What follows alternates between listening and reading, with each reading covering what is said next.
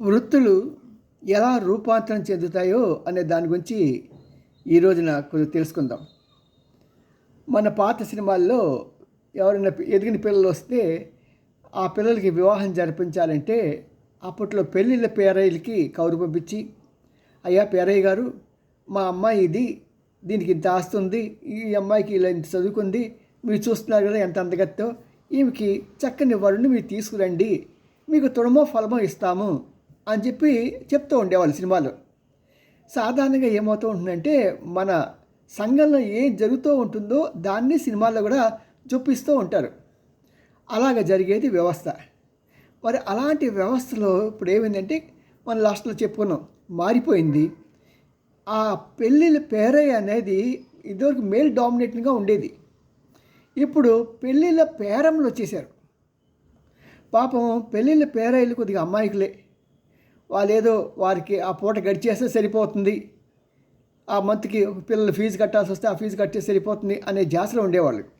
ఇప్పుడు ఏంటంటే చక్కగా పెళ్ళైపోయిన తర్వాత పిల్లలిద్దరూ కాలేజీకి వెళ్ళే టైంకి వచ్చేవాడికి వీళ్ళకి 40, 35, 40 వచ్చేస్తాయి కదా ఆడవాళ్ళకి. వచ్చినప్పుడు హాయిగా తేరగా కూర్చొని అక్కడ సాధారణంగా ఇప్పుడు అంతా అపార్ట్మెంట్లో కానీ లేకపోతే గేటెడ్ కమ్యూనిటీలు కానీ ఉంటున్నారు కదా, అక్కడ చేరిన వాళ్ళందరికీ కూర్చొని నేను పెళ్లి సంబంధాలు చూస్తున్నాను, మీకు ఎవరికైనా కావాల్సి వస్తే నా సర్వీస్ చెప్పండి, నా దగ్గర చాలా మంచి హై ప్రొఫైల్ ఉన్నాయి, మీరు ఏ క్యాస్ట్ అయినా కావచ్చు, కమ్మ కావచ్చు, బ్రాహ్మణులు కావచ్చు, కాపు కావచ్చు, తెలగ కావచ్చు, మాల కావచ్చు, మాదికి కావచ్చు, ఏదైనా సరే నా దగ్గర చాలా సంబంధాలు ఉన్నాయి సుమా అంటారు.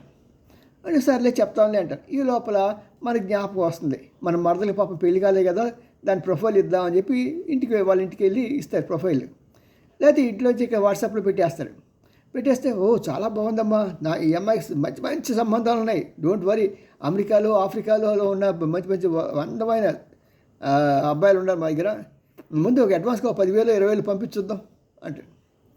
అసలు ఇంతకీ మాట్లాడుకోలేదు కదండి, అసలు ఏంటి సంగతి, మరి మీకు మీ ఇవి టారిఫ్ లిస్ట్ ఏంటంటే, ఏం లేదమ్మా పెద్ద ఎక్కువేం తీసుకుని నేను ముందు ఒక 10,000 మన అపార్ట్మెంట్లో ఉన్నారు కాబట్టి మీకు 10,000 లేకుంటే 25,000 తీసుకునే దాన్ని, పెళ్ళిలో మీకు ఎంత కట్నం ఇస్తారో ఆ కట్నంలో 10% మాకు ఇవ్వాలి.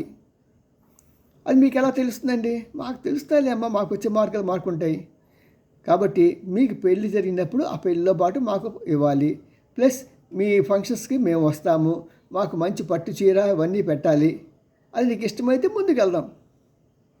అన్నీ 10% అంటే ఈరోజు కోట్ల రూపాయలు ఉన్నాయి కదా, ఒక ఎకరం అమరావతిలో ఇచ్చినా సరే అన్ని కోట్లు అయిపోద్ది, దాంట్లో 10% ఇచ్చేయాలంట. అంటే 100 సెంట్లలో 10 సెంట్లు ఇచ్చేసాం అనుకోండి, ఏముంటుంది అక్కడ.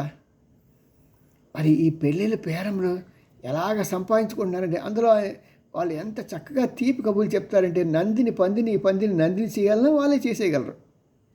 మరి వాళ్ళ మీద దీంతో అంటలేదు, అంటే అలాగా చక్కగా ఇంట్లో కూర్చొని కదలకుండా. వీళ్ళు పెద్ద ప్రాబ్లం ఎక్కడ వస్తుందంటే వీళ్ళు చాలా మిస్కమ్యూనికేటర్స్, సరైన కమ్యూనికేషన్స్ చేయలేరు.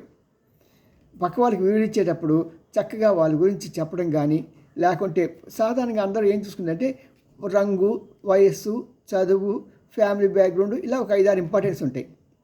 ఆంధ్రాలో కొద్దిగా అందరూ ఛాయ్ తక్కువ ఉంటారు, కొద్దిగా చామన్ ఛాయ్ ఉన్న వీటిష్ అండి, వీటిష్ వైట్ కలర్ అంటారు. మరి అలాగా రకరకాలుగా ప్రతిదాన్ని కూడా నందిని పందిలాగా వాళ్ళకి ఏంటంటే బాబు 15-20 కోట్ల రూపాయలు ఆస్తి ఉంటుంది అంటారు. అక్కడ తీరా చూస్తే లక్ష ఇది 70 లక్షలు 80 లక్షల ఫ్లాట్ ఒకటి ఉంటుంది అంతే. ఇలాగా చాలా సమస్యలు వస్తున్నాయి. ఎవరైనా సరే మీరు కావాల్సిన డేటా తీసుకోండి, కానీ వాళ్ళ మాటలు నమ్మి మీరు ఎవరిని సంబంధాలు కలుపుకోకండి. మీ యొక్క ఎంక్వైరీ మీరు చేసుకోండి. ముఖ్యంగా వాళ్ళు ఏ స్కూల్లో చదివారో ఆ స్కూల్ దగ్గరికి వెళ్ళండి, ఆ స్కూల్లో ఉన్న ప్రతి ఇది మీరు కనుక్కోండి, వాళ్ళ ప్రవర్తన ఏంటి, ఎలాగుంటారు ఏంటని. నెక్స్ట్ కాలేజీకి వెళ్ళండి, నా కాలేజీలో ఎన్నో లెక్చర్స్ కానీ ప్యూన్ కానీ లెక్చర్స్ కన్నా కూడా ప్యూన్లు బాగా చెప్తారు, ఆ ప్యూన్లు పట్టుకోండి, వాడికి 5-10 ఇస్తే చాలా బాగా చెప్తాడు. మగవాళ్ళు వెళ్తే ఒక క్వార్టర్ బాటిల్ తీసుకెళ్ళి ఇచ్చారంటే బ్రహ్మాండ హుషారుగా, దాంతోపాటు మిరపకాయ బజ్జీ కానీ పకోడీ ఇచ్చారంటే ఇంకా అదుర్స్. ఆ తర్వాత మీరు వాళ్ళు ఎక్కడ పని చేస్తున్నారో అక్కడికి వెళ్ళి హెచ్ఆర్ డిపార్ట్మెంట్ని జెంటిల్గా అడగండి, చక్కగా నీట్గా డ్రెస్ వేసుకొని వీళ్ళు అడగండి.